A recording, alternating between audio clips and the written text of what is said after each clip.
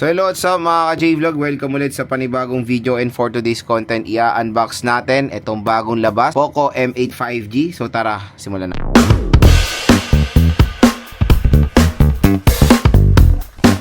So ayan, bumili tayo ng bagong labas na smartphone ngayon ni Poco, which is a Poco M8 5G. So dalawang version to. Meron tayong Poco M8 5G at Poco M8 Pro 5G. So itong binili ko yung Poco M8 5G dahil ito yung parang pinakamura na Poco M8 series ngayon. And for me, parang ito yung successor ng Poco M7 Pro 5G kasi magkapresyo lang yung Poco M8 tsaka Poco M7 Pro. Tapos yung Poco M8 Pro kasi sobrang layo po ng presyo niyan mga idol. Kaya ito lang yung binili natin. I think ang SRP nito is around 12 to 13,000 pesos for the 8GB 256. Pero ngayon sa online, pwede nyo tumakuha ng 8 to 10,000 pesos. Kaya dito lang kayo bibili sa ating product link mga ka-J-Vlog. Mura at bagsak presyo lang itong Poco M8 5G. Ayan, Poco M8 5G with your favorite Google apps. Google is trademark of Google LLC. So this is the 8GB 256 at color green yung ating binili. Ayan, open na natin. So Poco, ito yung smartphone. Kaya kung gusto nyo mura nito, dito lang kayo bibili sa ating product link, okay? Ayan siya. Meron tayong 45 watt fast charging brick. Okay. And of course, type C cable, type A yung dulo niyan. Next, tingnan natin yung other documentations. Meron tayong SIM eject tool, case, and yung kanyang warranty card, safety information, tapos yung case mga idol, ayan sila.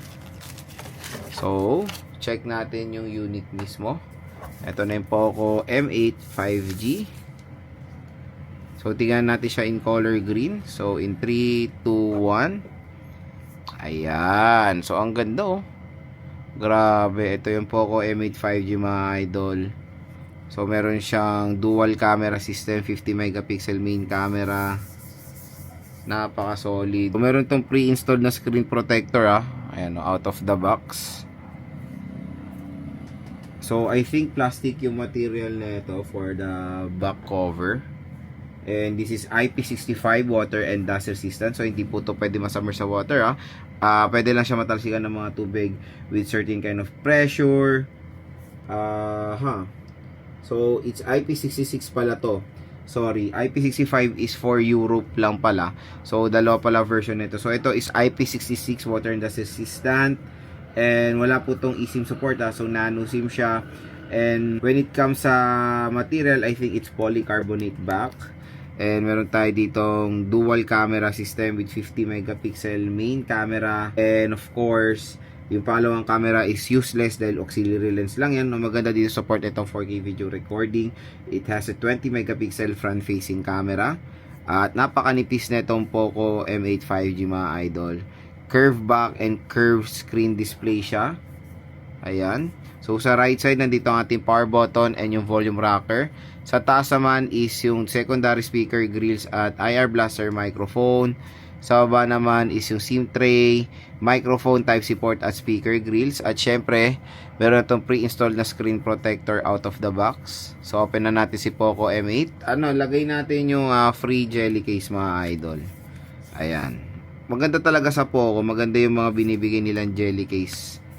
Ayan di ba? Very sleek. Bagay na bagay dun sa unit. So open na natin to. Ayan. Poco powered by Android. So setup ko muna to, balik ako kayo. Mga ka-J-Vlog, na open na natin si Poco M8 5G. Syempre ang bubungan sa atin is yung napakagandang display na itong smartphone na to. So meron tong 3200 nits of brightness. Grabe, napakataas mga idol. Grabe AMOLED display, Full HD Plus, 1080p resolution with 120Hz screen refresh rate. So check natin yung settings niya sa about phone. So it is powered by HyperOS 2 with Android 15, pero syempre pwede ito ma-update sa Android 16. Storage out of the box is 32GB. Ang laki na agad nung nakain na storage mga idol.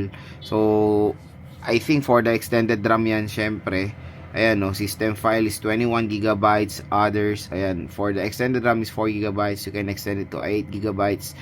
And yun, detailed specifications, octa-core processor, and when it comes sa chipset nito is powered ang Qualcomm Snapdragon 6 Gen 3 processor, 5G of course, 4 nanometer, 2.4 GHz, 223 gigabytes out of the box. Sa display, ang ganda ng display niya, sobrang vibrant mga ka-J-Vlog ng display nitong Poco M8 5G. Meron pa siyang sunlight mode, di ba? For outdoor, kaya makikita niya talaga ng very clear itong display nitong smartphone na to. It has a 120Hz screen refresh rate pa for smoother animation. So grabe, napaka-astig, sobrang smooth nitong Poco M8. So let's try the camera performance of this smartphone. So let's try to take some photo. Ayan. Ang maganda dito sa smartphone na to, in fairness for the camera quality, wait lang, blurred kasi. Malinaw naman siya, oh. Okay. Ayan, malinaw siya mga idol, oh. And, the front-facing camera. Okay, naka-night mode kasi siya. Oh, wow.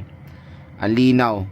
So, again mga ka-J-Vlog, kung naghanap kayo ng mura na 5G smartphone, maganda ring i-recommend itong si Poco M8 5G. Meron lang tong presyo na 8 to 10,000 pesos sa online. Meron pang special, less dyan yung discount voucher nyo. So, hanggang mura to. Dito lang kayo bibili sa ating View Products. Bagsak presyo lang itong Poco M8 5G.